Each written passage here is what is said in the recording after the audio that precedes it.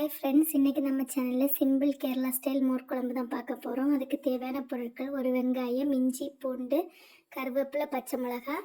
இது எல்லாத்தையும் தனித்தனியாக நறுக்கி வச்சுக்கோங்க. அதுக்கப்புறம் நம்ம நல்ல திக்கான தயிர் எடுத்துக்கலாம். இது வீட்டிலையே செஞ்ச தயிர், ஊற்றி செஞ்ச தயிர். இது தேவையான அளவு நம்ம ஒரு பாத்திரத்தில் எடுத்துக்கலாம். அது கூடவே நம்ம தேவையான அளவு தண்ணி, அப்புறம் உப்பு சேர்த்து மிக்ஸ் பண்ணிக்கலாம். மிக்ஸ் பண்ணும்போது ரொம்ப தண்ணியாகவும் ஆகக்கூடாது, ரொம்ப திக்காகவும் ஆகக்கூடாது.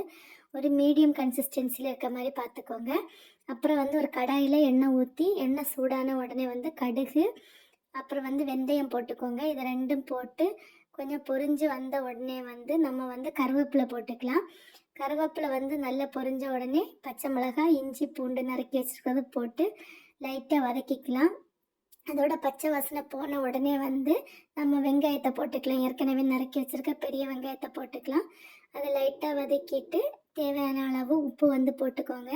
ஏற்கனவே தயிரில் உப்பு போட்டிருக்கனால கொஞ்சம் பார்த்து கம்மியாக போடுங்க.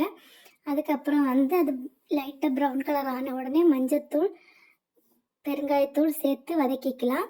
அது கொஞ்சம் நல்லா வதங்கி எல்லாம் மிக்ஸ் ஆன உடனே நம்ம அடுப்பை இப்போ சிம்மில் வச்சுக்கலாம்.